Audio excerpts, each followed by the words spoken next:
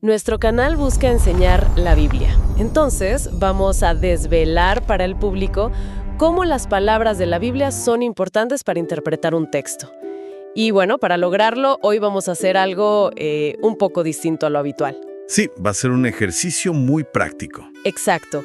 La misión de esta inmersión profunda hoy es guiar a la audiencia en un recorrido visual, así, literal, diapositiva por diapositiva. Nuestro objetivo es hacer una especie de viaje en el tiempo. Queremos que entiendan cómo el idioma original del Nuevo Testamento encierra significados, increíblemente viscerales que se han perdido por completo las traducciones modernas. Y para empezar, los invito a ponerse cómodos. Imagínense que están frente a una gran pantalla, con un tono calmado, mientras vamos describiendo este primer escenario de nuestro análisis visual. Perfecto, entonces anunciamos la diapositiva 1. La imagen de fondo que tenemos en pantalla nos sitúa en un antiguo mercado grecorromano. Está lleno de vida, tiene unos colores vibrantes espectaculares, con una luz dorada y muy cinematográfica, ¿no? Ajá, una escena con mucho movimiento. Tal cual. Hay personas comerciando activamente de un lado a otro. Pero a un lado de la imagen, fíjate, hay un busto de mármol muy clásico que está tachado con una línea roja. Y tiene una frase que dice, no es mármol. Y esa imagen del mercado es vital para entender el concepto del griego koiné. Para quienes no tienen experiencia previa con estos términos, la pronunciación es súper sencilla, se dice koiné. Koiné. Muy fácil. Exacto. Y lo de no es mármol es para explicar que no estamos hablando del idioma elegante, pulido y súper abstracto de los grandes filósofos clásicos. El koiné es literalmente el idioma común. Es el lenguaje de la calle, del mercado que vemos en la imagen. Y aquí es donde se pone realmente interesante, porque es la diferencia, digamos, entre leer un contrato legal lleno de jerga técnica aburridísima y escuchar una conversación apasionada en la plaza del barrio. El koiné es simple, es directo y su propósito es tocar las emociones sin filtros. Totalmente. Buscaba que el ciudadano común lo entendiera al instante. No querían impresionar a los académicos. Y eso nos lleva a la diapositiva 2. En la pantalla ahora, el mercado desaparece y vemos un antiguo pergamino súper desgastado por el tiempo. Y justo en el centro del papiro, brillando con una luz cálida y dorada, hay una palabra escrita en caracteres griegos. Arriba de la palabra dice Mateo 9:36. Un pasaje muy famoso. Sí. Voy a leer el texto para la audiencia. Dice, y al ver las multitudes, tuvo compasión. Bueno, pues esa palabra brillante en el pergamino es precisamente el término original para compasión. En griego es esplanchniste. Para que la audiencia la pueda leer y pronunciar junto con nosotros, es algo así como esplangniste. ¡Wow! Esplanchniste. Suena un poco tosca, ¿no? Suena muy física, sí. Y la cuestión es que la traducción moderna que usamos de tuvo compasión se queda increíblemente corta. O sea, no refleja para nada la magnitud de este término. Bueno, para entender por qué se queda corta, anunciamos la diapositiva 3. Y aquí damos un giro. Hay un cambio visual dramático en la pantalla. Imagínense una proyección holográfica estilo infografía médica, del torso de un cuerpo humano. Ajá. Y está enfocada específicamente en el pecho y el estómago. Exacto. Y tiene unas letras griegas brillantes que funcionan como un escáner morfológico, señalando distintas partes de la anatomía de esta palabra. Lo fascinante aquí es que podemos meter la palabra en este escáner holográfico y dividirla en 3 partes vitales. La primera es el prefijo e. La vocal solita. Sí. En griego se le llama el aumento. Esto simplemente le indica al lector que la acción ocurrió en el pasado de manera totalmente consumada, o sea, ya terminó. Luego, la segunda parte es el sufijo iste. ¿Y qué nos dice ese sufijo al final? Nos dice que el verbo está en auristo pasivo. Esto significa que es una acción puntual, definitiva y sobre todo que es una acción recibida de golpe. Muy bien, vamos a desglosar esto un segundo porque me parece brutal. ¿Me estás diciendo que la compasión no fue algo que él decidió sentir? Exacto. El auristo pasivo implica que el sujeto sufre la acción.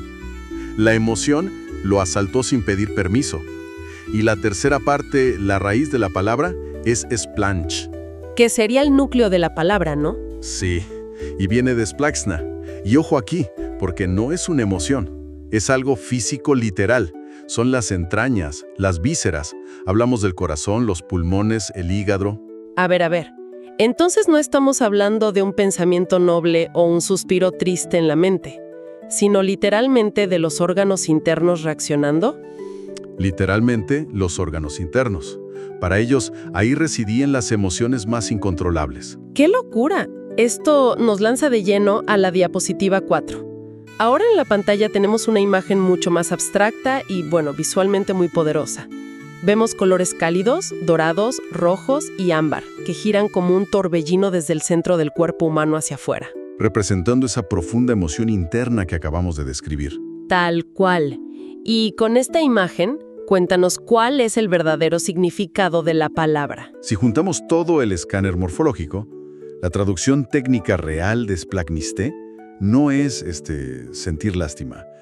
Literalmente significa fue movido en sus entrañas, o en un español más claro, se le revolvieron las vísceras. Me vuela la cabeza el peso semántico de esta traducción, porque esto cambia por completo la imagen que tenemos. Pasamos de imaginar a un Jesús distante, que siente una lástima intelectual, a uno que siente el dolor ajeno de forma física, como una sacudida violenta. Es que el dolor del otro tiene un impacto biológico en él. No es una compasión de etiqueta. Claro. Y para seguir profundizando, anunciamos la diapositiva 5. Vemos la silueta de una cabeza humana que se abre, y adentro revela un libro antiguo y brillante. Y desde ese libro bajan unas flechas que conectan directo con el estómago y el corazón. Esa imagen representa dos claves de oro, dos leyes fundamentales para leer el koiné. La primera es la regla de la terminación T. La que vimos en el sufijo, ¿verdad? Esa misma. Cuando el público vea esta terminación, debe saber que la emoción captura al sujeto. La persona no decide sentirse así, recibe la acción de golpe, como un choque.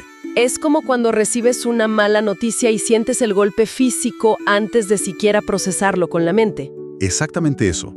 Y la segunda regla es que lo físico es espiritual. El griego bíblico koiné repudia las abstracciones. Usa el cuerpo para explicar el alma. Oye, necesito otro ejemplo para que esto nos quede clarísimo a todos.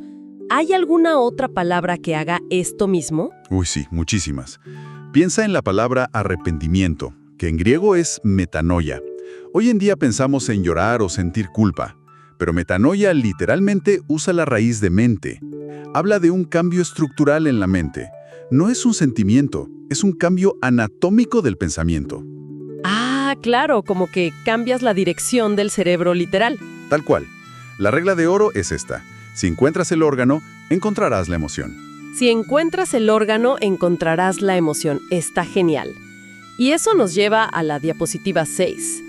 Llegamos a un punto de mucho contraste en la pantalla.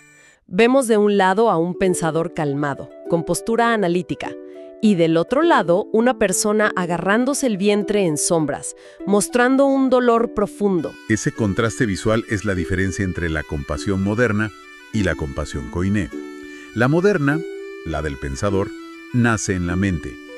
Es una lástima cortés, pero muy distante. El clásico, ¡ay, pobrecito! Sí, muy de mantener las formas. Exacto. Pero la compasión divina, la del koiné, con splagnisté, es una reacción visceral. Es un dolor físico agudo que surge desde el vientre al ver el sufrimiento ajeno. Entonces, ¿qué significa todo esto para nuestra cultura actual? Porque solemos anestesiar nuestra respuesta ante el sufrimiento ajeno para mantenernos intelectuales o correctos, ¿no? Como para no incomodar. Mientras que el texto bíblico exige totalmente lo opuesto.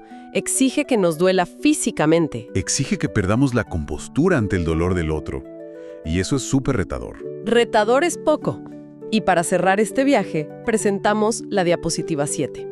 La imagen final es un primer plano de unas manos apretadas con muchísima fuerza, con determinación. Y al fondo, la luz del sol rompe a través de unas nubes oscuras, como un símbolo clarísimo de acción inspiradora. Bueno, si conectamos todo esto con el panorama general, la lección de vida es clara. El amor verdadero duele en el cuerpo. O sea, no es solo un ideal romántico. Para nada. Cuando a alguien del público se le revuelve el estómago ante una injusticia o ante el dolor de otro, no es solo un malestar pasajero, es su propio splankna despertando. ¡Wow! O sea que no debemos intentar apagar esa sensación con distracciones. Exacto. El griego nos invita a no anestesiar ese dolor físico. Debemos dejar que esa sacudida en las vísceras nos mueva a la acción, de la misma manera que movió a Jesús al ver a las multitudes. Si te duele, es para que hagas algo al respecto. Es un motor de acción literal. Bueno, vamos a hacer un pequeño resumen de este recorrido visual increíble que tuvimos hoy. Comenzamos en el polvo y el ruido de un mercado antiguo para entender el koiné. Luego metimos una palabra antigua de Mateo en un escáner morfológico y descubrimos que la compasión no es una idea bonita, sino un dolor de estómago violento. Y terminamos con este gran llamado a la acción. Ha sido un análisis intenso, y me gustaría despedirme dejando una pregunta flotando, para que quienes escuchan se queden pensando. Adelante, ¿te escuchamos? Pues si una palabra tan común como compasión en realidad escondía un significado capaz de sacudirnos físicamente las entrañas de esta manera, ¿qué pasaría si pasáramos por este mismo escáner visual otras palabras gigantes que damos por sentadas en nuestra lectura? Claro, hay muchas. Imagínate analizar palabras como logos, que traducimos muy rápido como la palabra, o agape, que reducimos a el amor. ¿Qué otros dolores, responsabilidades o realidades físicas hemos borrado accidentalmente con nuestras traducciones modernas y asépticas? Uf, tremenda pregunta para dejarnos reflexionando. Sin duda, estas traducciones modernas nos han hecho la vida demasiado cómoda.